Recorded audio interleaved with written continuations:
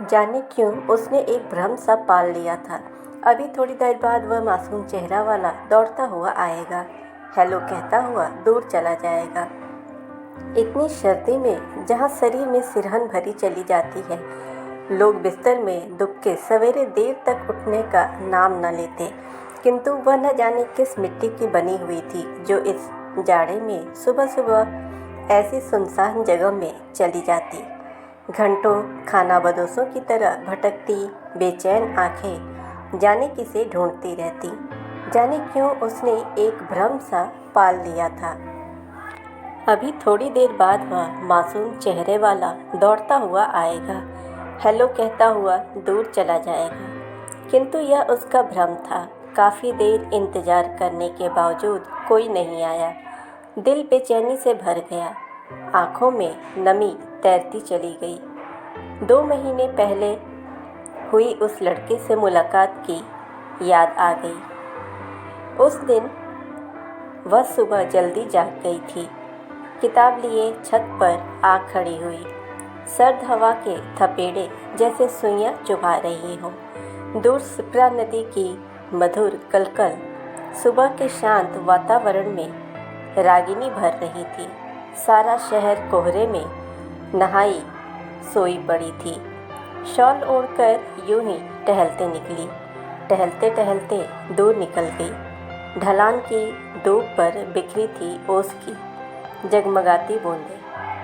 ऐसा लग रहा था मानो कि पृथ्वी ने स्वयंवर सा रचा हो। सब कुछ उसे प्रफुल्लित करता चला गया।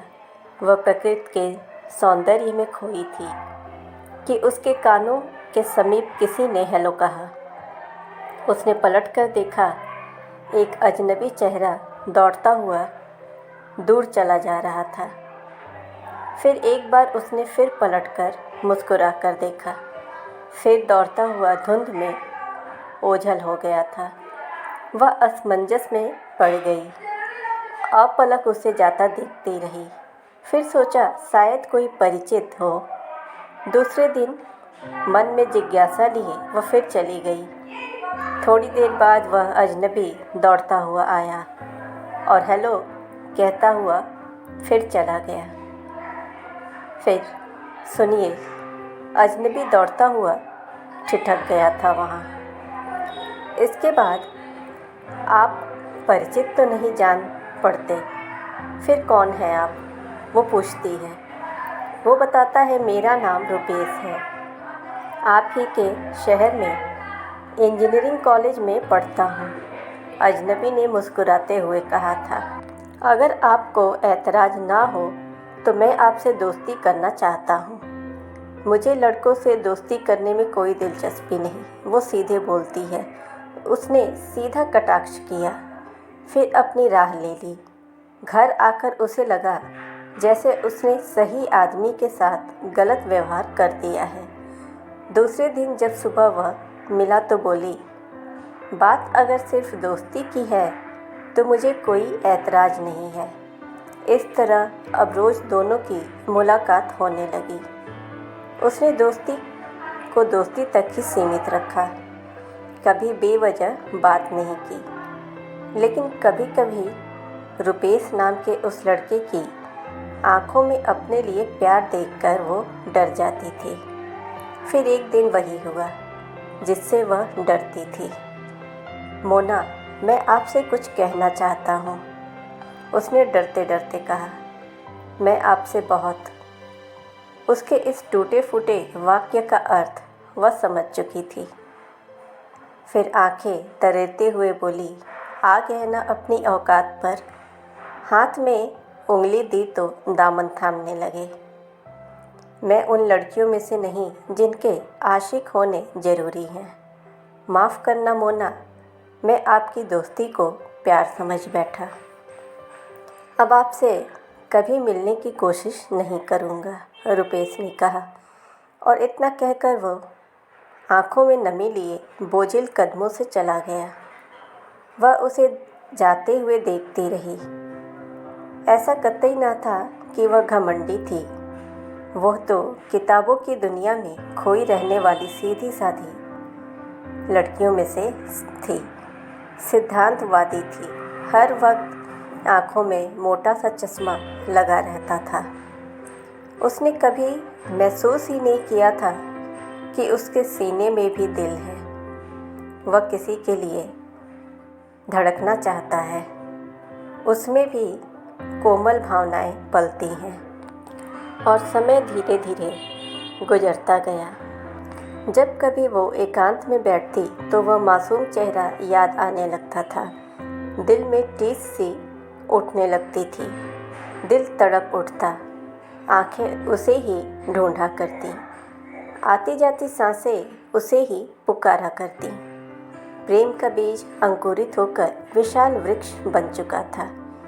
इंसान भी कितना मूर्ख है, जब वस्तु सामने होती है तो वह उसकी कद्र नहीं करता, किंतु जब वही वस्तु उससे छिन जाती है तो वह यादें बटोरता रह जाता है। वह भी मन ही मन जैसे पुकारती रही, किंतु उस दिन के बाद वह लड़का कभी नज़र नहीं आया। वह चला गया, लेकिन छोड़ गया सीने में एक रिक्तता, खालीपन और मीलों फैली तन्हाइयाँ। आज भी वह रुपेश के ख्यालों में खोई थी कि सुबह की सुनहरी धूप में किसी की लंबी परछाई उसे स्पर्श करती चली गई। आहिस्ता आहिस्ता उसने सिर उठाकर देखा तो अपने पर उसे विश्वास न हुआ।